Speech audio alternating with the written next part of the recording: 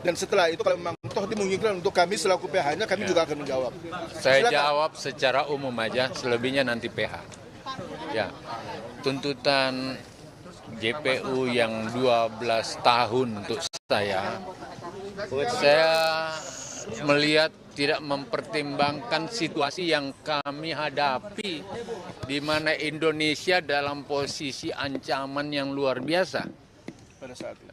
Ya, menghadapi COVID, menghadapi krisis pangan dunia.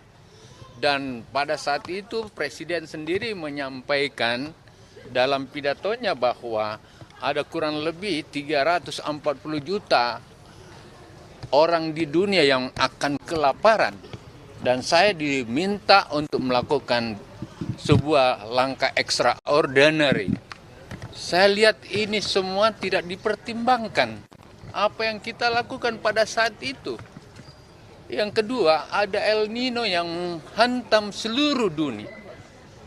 Ada penyakit yang datang, tidak hanya COVID, tapi antraks dan PMK, penyakit mulut dan hewan.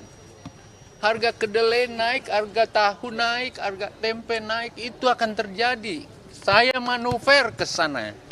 Sekarang saya dipenjarakan 12 tahun, dituntut 12 tahun. Semua langkah itu langkah extraordinary. Dan itu bukan untuk kepentingan pribadi saya.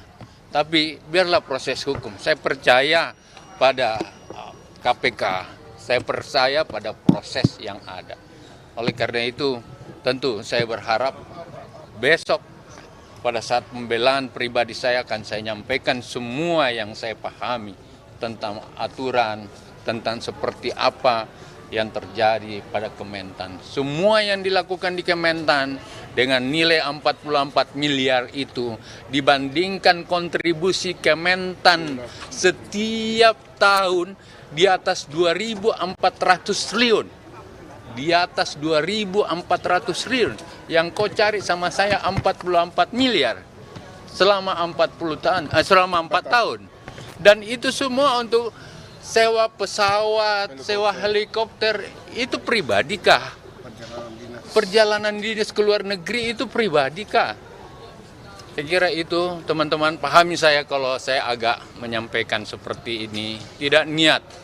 Kalau memang saya salah, saya siap bertanggung jawab. Pak, tadi salah satu poin yang memberatkan juga dibilang apa yang dituntut oleh jaksa penuntut umum, salah satu poinnya adalah dianggap tamak. Apa yang sudah dilakukan Pak SDL dengan memeras dan lain sebagainya. Kata tamak di situ, tanggapan dari Pak SDL gimana Pak? Saya nggak ngerti kata tamak itu.